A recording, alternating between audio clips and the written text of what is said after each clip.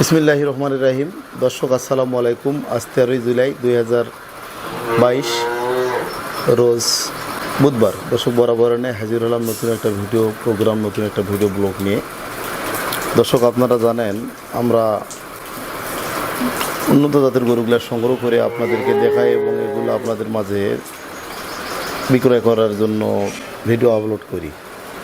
তো আমাদের খামারে বর্তমান হিউজ পরিমাণ স্টক রয়েছে হলস্টিয়ান ফ্রিজিয়ান বকনা, শাহিওয়াল ষাঁড় বাছুর, খুব উন্নত মানের জাতের বকনা বাছুরগুলা। এর মধ্যে কিছু বকনা আমাদের বিক্রি হয়ে গেছে, কিছু বকনা অ্যাডভান্স করেছে অনেক পার্টি, এগুলো আমরা অতি শীঘ্র ডেলিভারি দিতে যাচ্ছি। দর্শক আমাদের খামারে বর্তমান এমন অবস্থা, আপনাদের ক্রেতাদের চাহিদা এবং আমাদের বাসার সঙ্গে খামার, এই খামারের জায়গা শর্ট থাকার কারণে আমরা নতুনভাবে একটা শেড তৈরি করতেছি। তো আজকে এই ভিডিওর মাধ্যমে আপনাদেরকে দেখানোর চেষ্টা করব এবং ধারণা দেওয়ার চেষ্টা করব যে আমরা শেডটা কত ফিট লম্বা, দৈর্ঘ্য এবং প্রস্থ দিচ্ছি, এটা আপনাদেরকে দেখাবো। পাশাপাশি আমাদের কালেকশনগুলাও কিছুটা দেখানোর চেষ্টা করতেছি। এ ধরনের কালেকশন আপনারা আমাদের কাছে করতে পারবেন, শাহিওয়াল অরিজিনাল রিয়েল ষাঁড়গুলা। দর্শক এই ষাঁড়গুলো আমরা বর্তমান কালেকশন করতেছি লন্ডন প্রবাসী এক সিলেটি ভাইয়ের জন্য। শ্রীমঙ্গলে গরুগুলা যাবে, তো আমরা ওনার জন্য হিউজ পরিমাণ স্টক কালেকশন করতেছি, সেগুলো আপনাদেরকে কিছুটা দেখানোর চেষ্টা করতেছি। তো বর্তমান আমাদের খামারে হিউজ পরিমাণ স্টক রয়েছে। তো আমরা এখানে জায়গা স্বল্পতার কারণে নতুন করে শেড একটা করতেছি, সেটা আপনাদেরকে এখন দেখাবো। চলেন সরাসরি আমরা কাজ চলতেছে, কাজটা আপনাদেরকে দেখাবো। এই যে এখানে রডের কাজ চলতেছে, এগুলো আমরা পিলার করব আর কি খামারের। তো জায়গাটাও আপনাদেরকে দেখাবো। এগুলা রড কয় ফিট করে দিয়েছেন ভাই লম্বায়? 12 ফিট, 12.5 ফিট লম্বায় না? এটা মাটির নিচে যাবে কয় ফিট? মাটির নিচে যাবে 1 ফিট। 1 ফিট। আর 11.5 ফিট উপরে থাকবে? উপরে থাকবে 11.5। 11.5 ফিট।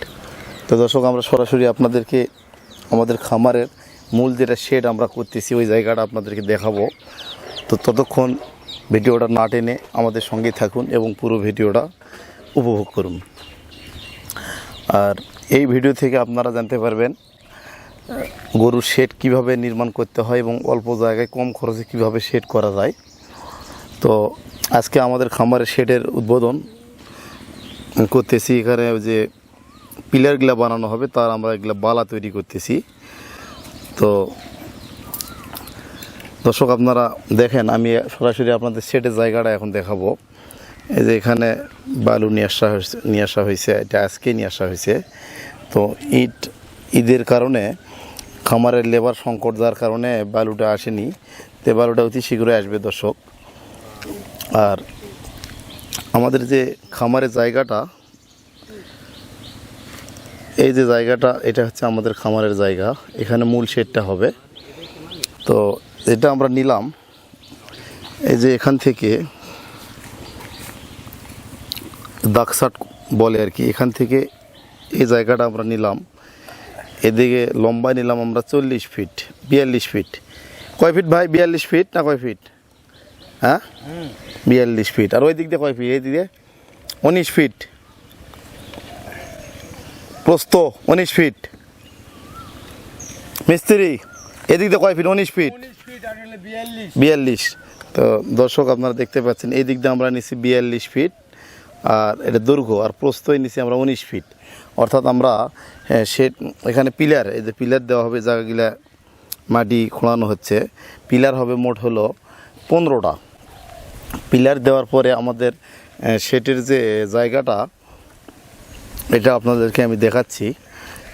এই যে পিলার, এই যে পিলারগুলো খোঁড়া হচ্ছে, এখানে মূল পিলার হবে। এই যে পিলারগুলো দেখতে পাচ্ছেন, এইভাবে কিন্তু আমরা পিলার দেব।